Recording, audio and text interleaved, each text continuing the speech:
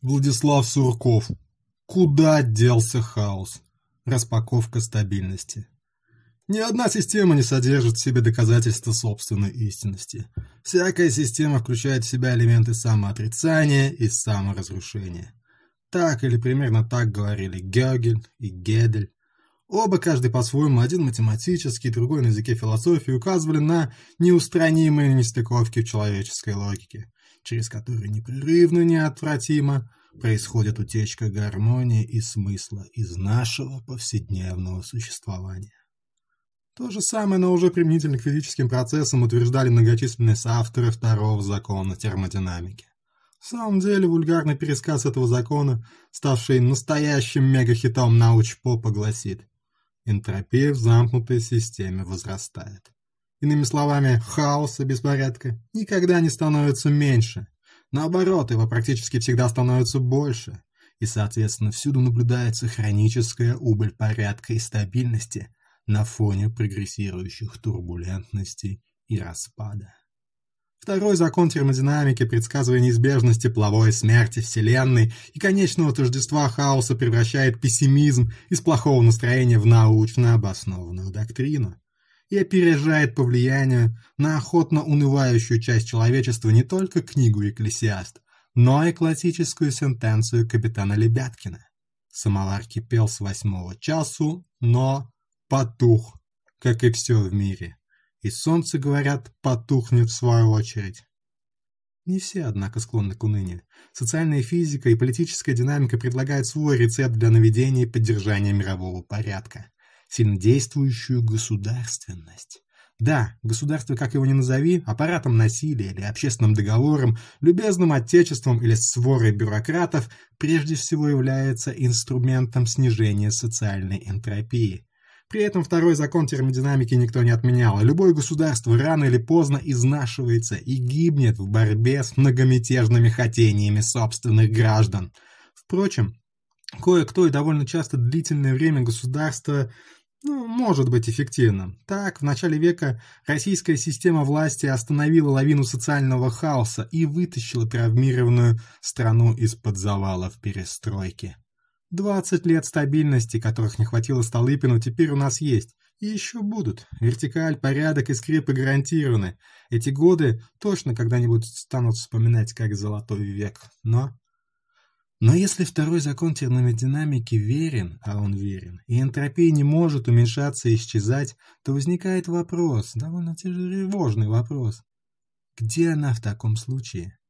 Когда порядок навели, что стало с беспорядком? Где теперь хаос, который вроде нигде не видно? Куда он делся? В каких местах он теперь растет? Он ведь по закону должен расти. Еще недавно прибежищем хаоса и канализации свободы был интернет. Его восхваляли как прекрасную анархию не от мира всего, где все дозволено, и где всем от вседозволенности хорошо. Потому что когда-то забывалось, что вообще-то заказчиком и разработчиком интернета является Пентагон. И было бы странно ожидать, чтобы это вполне военное ведомство, по определению предназначенное для насаждения дисциплины и контроля, причем методами и всеми возможными, вплоть до массовых убийств, вдруг озаботилось созданием продукта для нашей и вашей свободы. Оно и не озаботилось. Если рассуждать о свободе, равенстве, братстве, то интернет, очевидно, не из этой продуктовой линейки, а из другой, пентагоновской. MQ9, Stuxnet, F-35. В итоге в сеть пришли с обысками полицейские из всех стран. Вскрики юзеров «это был не я, это все моя аватарка» в качестве оправдания не принимаются. А призрачные чертоги виртуальной вольности в глазах изумленной публики уже обретают строгие очертания цифрового концлагеря. Методично вытесняемый из обеих реальностей, материальный и виртуальный, хаос уходит в слепые зоны общественной жизни. Он стимулирует стихийное распространение неафишируемых коллективных практик, направленных не против мейнстрима, а параллельно ему. Люди не хотят быть против, люди хотят быть параллельно, не пересекаясь с системой без крайней нужды. Массовая диспациализация Политизация населения оставляет истеблишмент наедине с самим собой. Для параллельных людей сходить на выборы или принести правильный плакат не более чем способ по-быстрому отдать кесарю кесарево, чтобы потом вернуться обратно в свою личную недовселенную, где они обитают в полном несоответствии с духом и буквой этого плаката. Широкое распространение такой точечной лояльности и одноразового патриотизма означает, что во все более монолитной с виду структуре общества образуется все больше лакун и полостей, заполняющихся неизвестно чем. Когда правильные слова от слишком частого повторения плавно обесмысливаются, из них испаряется искренность, и символ веры превращается в банальный пароль для получения доступа к системе распределения должностей и привилегий. И тогда существенным становится не то, что люди говорят, а то, о чем они молчат. Господствующий дискурс утрачивает убедительность и все чаще нуждается в силовой поддержке. Они своевременные, и потому невыговариваемые мысли, идеи и сомнения наполняют молчание завораживающей многозначительностью. В каком-то смысле молчание становится альтернативной идеологией, и это тоже симптом накопления иррегулярности. Прямой угрозы для установленного порядка, перешедший в режим молчания и параллельной общественности, беспорядок не представляет. Система, как никогда, слава богу, прочна, и хаос для нее не проблема. Галопирующая централизация остается генеральным трендом. Применение экстрактов исторической памяти, просроченной морали, административно-духовных ценностей и других тяжелых социальных консервантов в неограниченных дозах обеспечивает сохранение желанной стабильности. И все же игнорировать не проблему неразумно. Идеология молчания тем и неприятна, что не проговорена, а значит не структурирована, темна и бессвязна. Если, пусть и не скоро, приходит ее время, она тупо обрушивается на существующий порядок вещей, не формируя внятных целей. Когда в конце 80-х молчаливое большинство вынимали на политическую арену, никто не смог разобрать, чего же они на самом деле хотят. Да как же тебя понимать, коль ты ничего не говоришь? Когда же народ попытались разговорить, то наслушались от него такого, что только диву дались и вконец запутались. В результате запутавшееся руководство Советского Союза открыло беспорядочный огонь по штабам и устоям. И все пошло не по плану. Потому что под носом у ЦК и Госплана безмолвно созрело какое-то незапланированное, несоветское, непонятное и неожиданно залихватское общество, которое при первой же возможности бессмысленно и беспощадно пустится во все тяжкие. Чем кончилось, известно.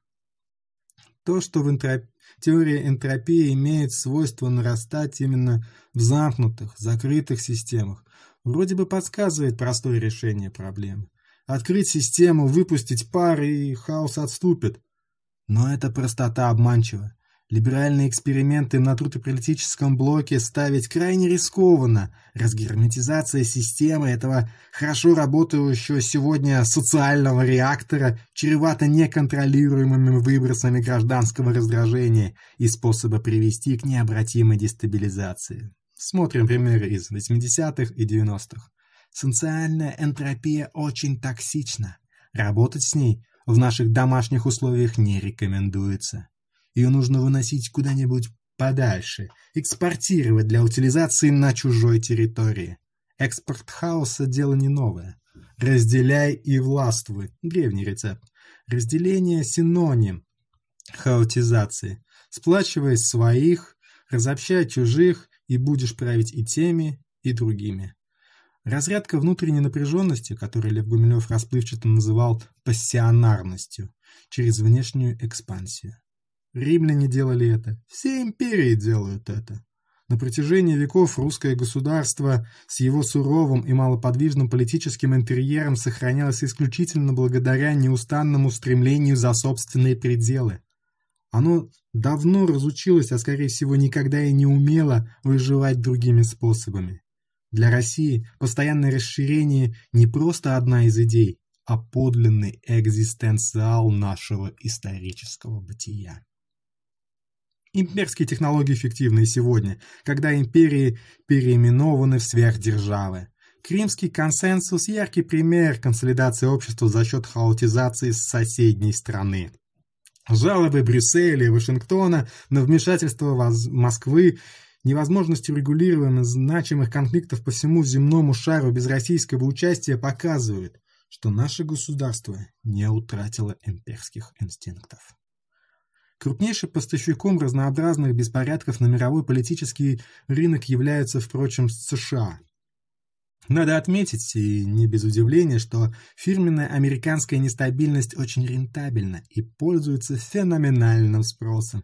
Дикую разбалансированность своего сюрреалистического бюджета Штаты компенсируют иррациональной эмиссией доллара, который уже давно стал не сколько деньги, сколько единица измерения финансовой энтропии, вирус хаоса, разносящий по всей планете пандемию экономических пузырей, дисбалансов и диспропорций. Экспорт цветных революций и назидательных войн как бы приостановленный, мгновенно возобновится, стоит только потенциальным импортерам хоть немного расслабиться. Экспериментальная этика Made in USA проносится бурей по головам африканцев, азиатов и наших евроазиатов, потрясая нетренированные умы традиционалистов. Возмущение, отчасти наигранное, с которым у нас встречает, кажется, оборотной стороной особого любопытства и лишь подтверждает, что она обладает сильной прилипчивостью в сочетании с мощным деформирующим эффектом. Китайская сдержанность маскирует гигантские резервы хаоса, накопленные дисциплинированной нацией. Если приложить ухо к великой стене, можно услышать, как у них там закипает. Когда внутренние противоречия Поднебесной перельются перекрай, она превратится в важнейшего эмитента энтропии, оспорив по этой теме американское лидерство. Пекин все круче возвышается над миром, и геополитическая обстановка многим народам напоминает жизнь в окрестностях Везувия. Все хорошо, но когда начнется извержение Китая, кто станет Помпеями? Евросоюз, находящийся в странном квантовом состоянии то ли все еще становления, то ли уже распада, в перспективе может быть как источником хаоса, так и его абсорбентом. Последнее представляется более вероятным, по крайней мере, на ближайшее время, благодаря рыхлой и отменно бестолковой структуре еврократического правления. Если так пойдет и дальше, то ЕС станет процветающим полигоном для утилизации политического мусора, куда бродяги и шпионы со всей планеты натащат гнилых избытков классовой и расовой вражды. Выбросы социальной энтропии политическими системами больших государств, так же как и выбросы их экономиками двуокиси углерода, в принципе можно контролировать. Но как далеко должны зайти климатические изменения, чтобы нации договорились по-настоящему? Как быть с парниковыми газами? До какой степени должны обостриться геополитические разногласия, чтобы сверхдержавы выработали новый порядок существования? Исторические примеры неутешительные. И Мюнстерские договоренности, и Венский конгресс, и Ялтинская конференция стали возможны и успешны лишь после того, как хаос достиг уровня ада. Как бы то ни было, необходим очередной раздел сфер влияния, и он рано или поздно, формально или неформально, тайно или явно обязательно состоится. Вопрос лишь в том, какой ценой. С точки зрения социальной физики, сфера влияния – это ограниченное договором пространство для рассеивания и утилизации хаоса, вытесняемого из стабильной политической системы. Если договора нет, турбулентные потоки, образуемые суперстранами, начинают сталкиваться между собой, порождая разрушительные геополитические штормы. Чтобы избежать таких столкновений, нужно направить каждый поток в отдельное русло. А пока мир наслаждается своей многополярностью, парадом постсоветских национализмов и суверенитетов.